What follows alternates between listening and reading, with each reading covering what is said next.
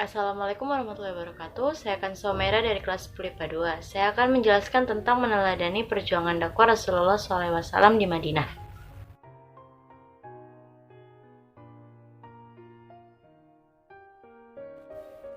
Kesediaan penduduk Madinah memikul tanggung jawab bagi keselamatan Rasulullah SAW merupakan tanda yang jelas bagi kelanjutan dakwah Rasulullah SAW. Serta terdapat beberapa faktor yang mendorong Rasulullah SAW untuk hijrah ke Madinah. Pemboikotan yang dilakukan oleh para kaum kafir Quraisy antara lain melarang perdagangan dan bisnis dengan pendukung Muhammad SAW, tidak berhak menjalin ikatan perkawinan dengan orang muslim, melarang kelas pergaulan dengan orang muslim, serta musuh Muhammad SAW harus didukung dalam keadaan bagaimanapun.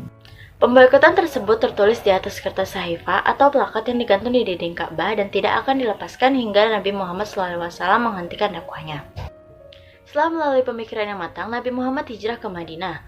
Nabi Muhammad memerintahkan kepada kaumnya agar terlebih dahulu pergi ke Madinah dan meninggalkan semua harta benda yang selama ini menjadi milik mereka.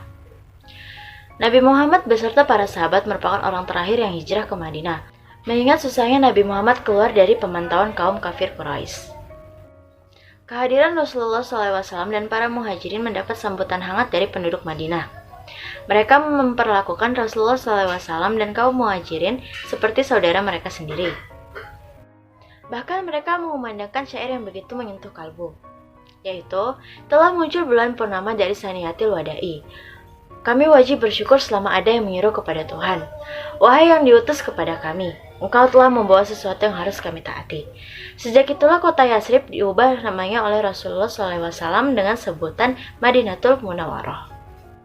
Setelah kaum muhajirin menetap di Madinah, Nabi Muhammad menyusun strategi agar masyarakat Islam dapat hidup terbebas dari ancaman, tekanan, atau intimidasi. Agar membuat suasana yang tentram dan damai di Madinah, Nabi Muhammad membuat perjanjian dengan kaum Yahudi.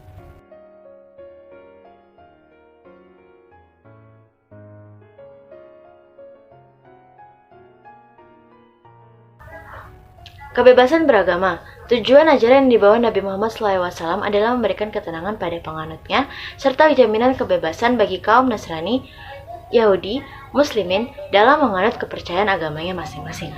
Mengajarkan pendidikan politik, ekonomi, dan sosial. Nabi Muhammad SAW adalah satu-satunya dalam sejarah yang sangat berhasil dalam hal keagamaan maupun dunia. Dalam hal politik, Nabi Muhammad merupakan pemimpin yang sangat efektif. Hingga saat ini, 14 abad pasca wafatnya, pengaruhnya sangat kuat dan merasuk. Masjid yang dibangun Nabi Muhammad tidak hanya menjadi tempat beribadah, tetapi juga sebagai tempat bermusyawarah, mempersatukan kaum muslimin, dan sebagai pusat pemerintahan. Salah satu cara yang ditempuh Nabi Muhammad SAW adalah mengirimkan surat kepada raja-raja. Raja-raja yang dikirimkan surat oleh Nabi Muhammad adalah Raja Ghassan, Persia, Abyssinia, Mesir, dan Romawi. Tidak satupun dari raja-raja tersebut yang menerima ajakan Nabi Muhammad SAW. Bahkan ada yang menolak dengan cara baik dan simpati, ada juga yang menolak dengan cara kasar, seperti Raja Ghassan. Tidak hanya menolak, Raja Ghassan juga membunuh utusan Nabi Muhammad SAW. Untuk membalas perbuatan Raja Ghassan, Nabi Muhammad menyiapkan 3.000 orang pasukan. Ada dua faktor yang mendorong Nabi Muhammad menaklukkan Mekah. Yang pertama, Mekah merupakan pusat beragama bangsa Arab. Kedua, orang-orang Quraisy adalah orang-orang yang memiliki pengaruh dan kekuasaan yang besar. Perang Badar merupakan perang yang pertama kali terjadi dalam sejarah Islam. Perang ini merupakan perang antara kaum muslimin melawan kaum musyrikin Quraisy. Kira-kira 120 km tepatnya di Badar, Nabi Muhammad SAW bertemu dengan pasukan kaum musyrikin Quraisy. Peperangan ini dimenangkan oleh kaum Nabi Muhammad SAW. Kekalahan dalam Perang Badar membuat kaum Quraisy semakin membenci kaum muslimin. Karena itu mereka bersumpah akan membalas kekalahan tersebut. Maka pada tahun ketiga Hijriah mereka berangkat ke Madinah. Pasukan Nabi Muhammad SAW dan pasukan Quraisy bertemu di Bukit Uhud. Setelah peperangan terjadi, Nabi Muhammad SAW menindak tegas perbuatan Abdullah bin Ubay dan pasukannya.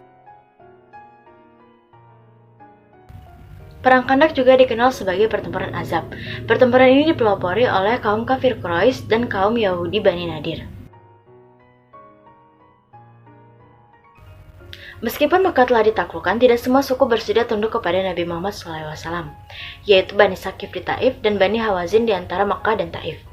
Mereka berkomplot melawan Nabi Muhammad dengan alasan menuntut balasan atas berhala-berhala yang dihancurkan oleh tentara Islam ketika penaklukan Mekah. Dengan kekuatan 12.000 pasukan Nabi Muhammad SAW, peperangan ini dapat dimenangkan dengan mudah. Dengan takluknya Bani Saqif dan Bani Hawazin, seluruh jazirah Arab berada di bawah kekuasaan Nabi Muhammad SAW. Perang Tabuk merupakan perang terakhir yang diikuti oleh Nabi Muhammad SAW. Perang ini terjadi karena kecemburuan dan kekhawatiran Heraklius atas keberhasilan Nabi Muhammad SAW menguasai seluruh jazirah Arab.